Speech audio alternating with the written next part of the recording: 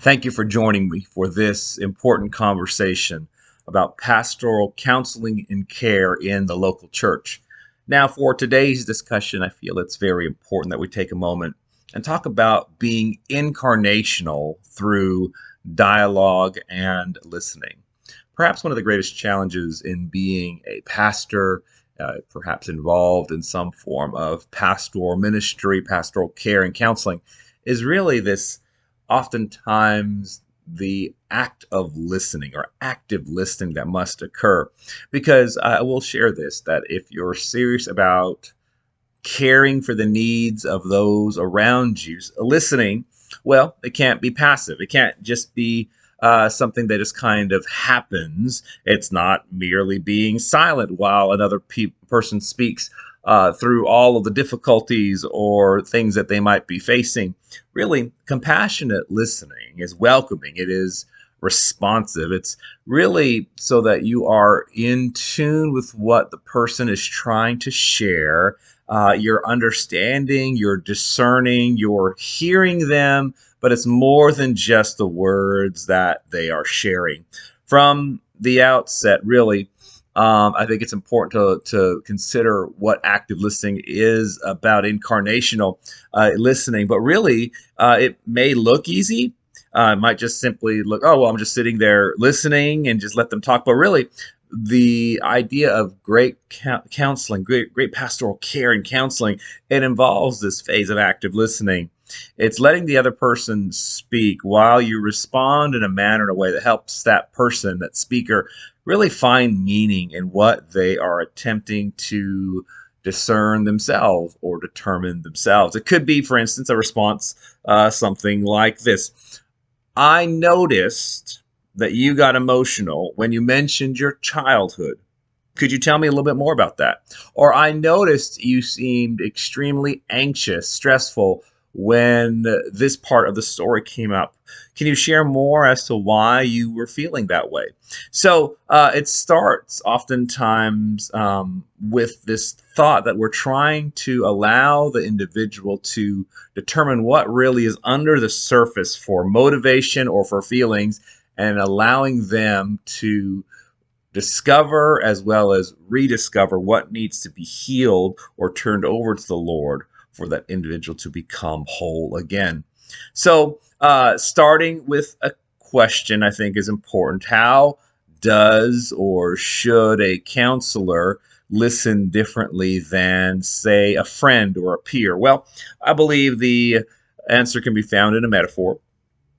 A friend listens as a participant in your story, while a counselor listens as an observer of your story. And so, as a pastoral counselor, you are a peer stepping into the role of a counselor. Listening like a friend, it creates the tendency to be self-referential in your listening, asking whether it's allowed or not. Questions like, well, what do you want me to do with this?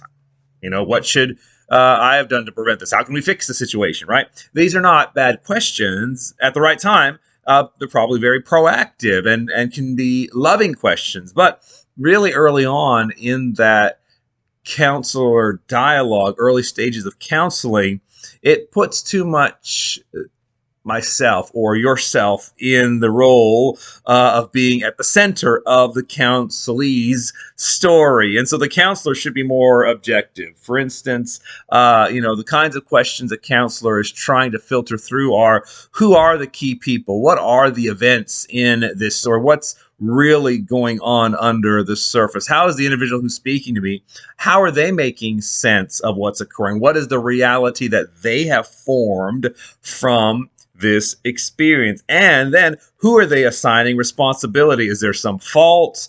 Are they taking some blame? Are they assigning blame? Is there hurt? Is there underlying hurt? Is there tension? So, as the counselor, the pastoral counselor in the conversation, we are called to really understand what is significant then to this person and what is significant to the story that they are sharing.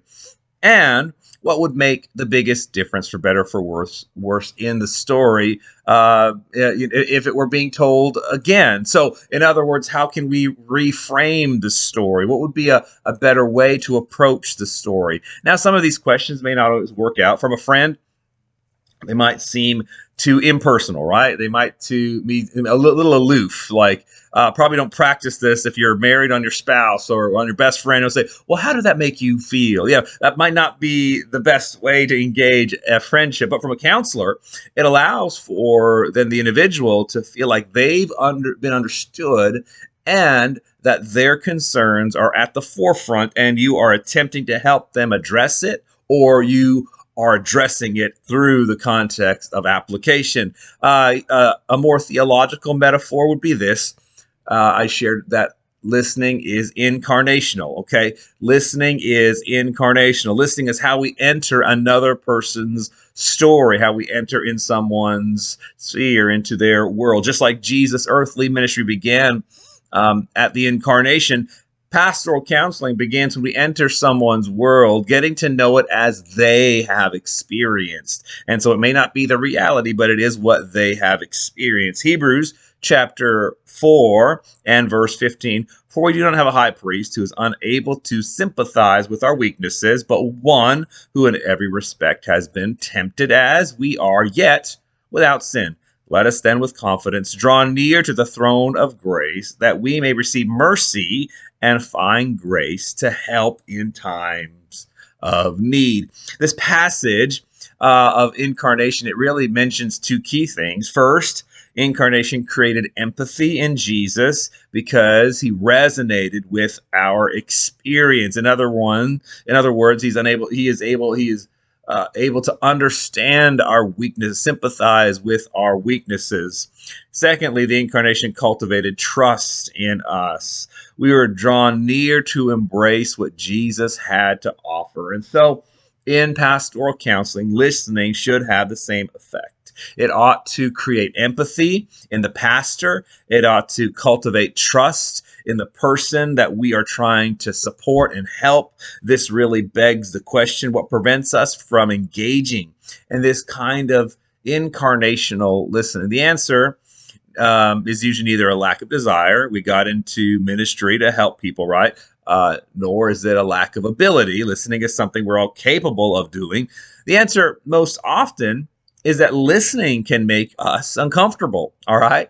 Listening could flat out just make us uncomfortable, because when we listen well, we don't impose our assumptions. We don't impose our preferences, our perspective on the other person's experience. And so that's pretty hard for a pastor or, to do so. That's why it takes such a skilled individual, a skilled leader, a skilled counselor to dive into true pastoral care and counseling, because most of the times I'm a teacher. I want to teach, right? But I'm called at that moment, if I'm acting as pastoral counselor in the moment, I'm called not to impose my perspective on someone else's story. And that might cause some initial restraint. I've got to restrain myself a little bit. Second, hearing someone's difficulty and then the emotions, I might try to fix it. Again, and this is not something that I need to do immediately. This really brings to the number one skill of counseling, and that is, if we're going to be skilled in the area of pastoral counseling, we've got to become comfortable being uncomfortable. We've got to become comfortable being uncomfortable. The number one skill is that. And so, who do we think the most of when we're uncomfortable? Well, we think of ourselves. We focus on our discomfort in the way really to get preoccupied with get us out of something, right? And we, say we stub our toe, we're going to try to focus on something else, or we jam our finger, we try to focus on something else. When really that's quite the opposite of being incarnational. Every sermon should end with a resolution. Every counseling session, well, not so much. And that is really uncomfortable.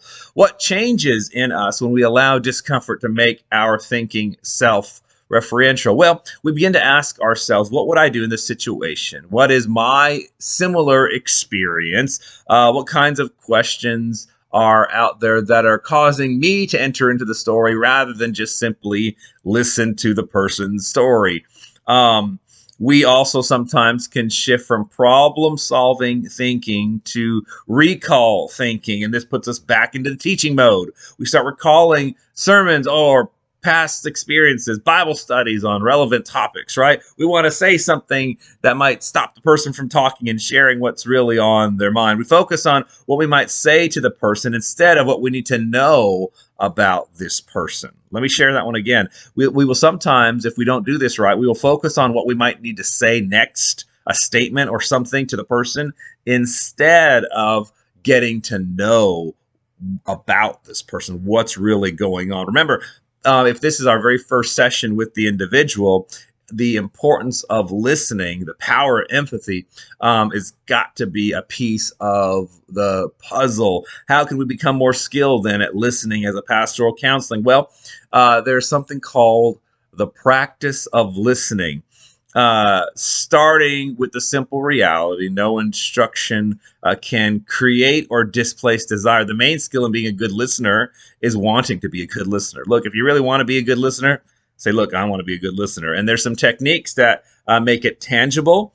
First of all, we've got to show and maintain interest. Okay, if we're serious about pastoral care and counseling, serious about being a pastoral counselor, we've got to show and maintain interest. It's easy to allow our focus to shift toward what we're going to say next. When this happens, it's likely that the next comment will not really pick up where the counselee has left off. This leaves them thinking that maybe what I have to say is more important than what's really going on, and you're really not able to build trust in that first initial session. So you've got to be able to do it in such a way that the person is felt heard, especially initially in that conversation. We've got to honor through body language. Indicators of attention are primarily nonverbal. And so eye contact, leaning forward, nodding your head as you're tracking the conversation, pleasant facial expressions, relaxed shoulders, and really removing distractions. When we fail to honor the other person through body language, we create a temptation to increase the force of their speaking just to gain our attention. If we're scrolling on a phone or distracted, not really paying attention, it's really hard to hone in and really zone into what's going on at the moment. At the time that we're talking to the person, we really need to become a calming presence to that individual. And we need to understand that a lack of honor with body language, it can become a temptation to increase their emotional intensity so that their feelings can be understood by us. The third thing that we see is we've got to clarify confusing points. We've got to clarify confusing points. I remember a time someone was sharing several details of the story, and I was like, "Man, that seems really confusing. Can you clarify what you meant by that? What when you said such and such happened, or so and so did this? Where was that? When was that? How did what was really going on? How did you feel when that was occurring?" Often, a confused expression or tilted head is often enough to request clarification without interruption. And so it's a form of honor. It means that we're trying to understand. And if we continue the conversation being confused or, if we're not really tracking well, then do a better job of trying to track that person. For example, it's better to ask, how do these 2 points fit together? Than how can these 2 points even be true, because then you're expressing skepticism, right? Rather than trying to get an explanation. This happened and this happened. Well, how do those 2 points, fit together? Can you share a little bit more about that? Oh, okay. I see it now from your perspective. Okay. I see what you're trying to share. You're not validating that it's true truth, but you're validating that it is true in their reality. We've got to remember times of confusion tend to be critical junctures when trust either grows or evaporates. We've got to remember that times of confusion, it allows us to understand that's the moment. Trust can either grow or it can evaporate. And so another point to consider is sometimes it's helpful to summarize information. A step beyond clarifying is summarizing. So let me summarize what you just said. You said this happened, then this happened, then this happened. Summary can be done in a reflective manner. What I hear you saying is this. would it be fair to represent what you're stating in these words? And then you share something. Would I be capturing the key parts of what you just said if this is done? So, beyond ensuring that you're responding to what the person shared, reflective listening has another benefit. It means you're trying to understand the whole individual. You're trying to get a feel for what's going on. And in doing so, you're also establishing potential goals that can be taken care of in your next session with the individual. We're called to listen, to affirm, and to honor. And so when an individual is talking, sometimes we try to focus on fixing the problem. We can't be positive. Oh man, everything's just great.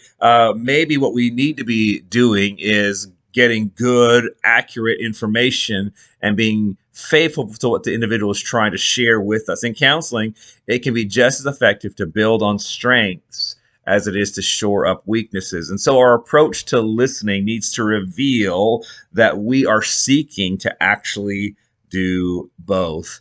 And then listen like you're taking a prayer request. All right, you're taking down some great information. How do I know if I've listened well? Well, again, could you pray for this person's need in a way that it really allowed the individual to feel like you accurately represented them to God? I mean, that's a great way, right? I mean, listening like you're taking a prayer request. And so, yes, if you wanted to pray today to the Lord, what would that look like? What are some of the things that need to be shared with God today? And maybe you even simply write that down closer to the end of your session. And if you don't know what to say, ask more questions. Often the pressure to know what to say prevents us from listening well. And so hopefully we've alleviated the pressure to respond. If not, give yourself the freedom to ask another question if you don't know what else to say. Give yourself the freedom to implement these kinds of skills, the skill of asking questions. Maybe you need to ask yourself, what do I need to know more about this individual or the situation, really to provide helpful counsel? What are some of the things that need to be addressed? Or maybe there's some missing pieces. And this also pivots you toward resolving this issue with the individual, perhaps even resolving confusion, even to the point where we're not just simply giving generic biblical advice, but we really have a sound answer, a true, thoughtful answer of counsel at the conclusion of either that first or second session together. And so my prayer is that we're open, right? That we're open to what God is trying to do in us and through us, that we're allowing the Spirit of God to touch us and speak through us, but we're actively engaged in the conversation. We're honoring the individual through reflective and active listening, but then we're also asking great clarifying questions to determine how 2 points might connect, or perhaps where the confusion may be, so that you know how to pray, or so that you know how to provide great counseling to the individual. And so my desire is to see us grow in this area as true pastoral counselors, as individuals, leaders who are providing care in the trenches, in the local context. My belief is that we can do this together with the Lord, with partnering with Jesus Christ on the journey, and really desiring to sympathize, empathize with those that are hurt, those that are hurting, and those that need the hope of Jesus. And so my prayer is that we can do that, be literally the hands and feet of Christ in the counseling relationship and in demonstrating great pastoral care. May the Lord bless you. Thank you for tuning in. I'm excited to see how God's going to minister through you this week. I know you've got some great things that you're going to do while the video is coming to a conclusion. I know many of you have some work to do, and I know that you're going to do just great with it all. May the Lord bless you. I look forward to catching you online.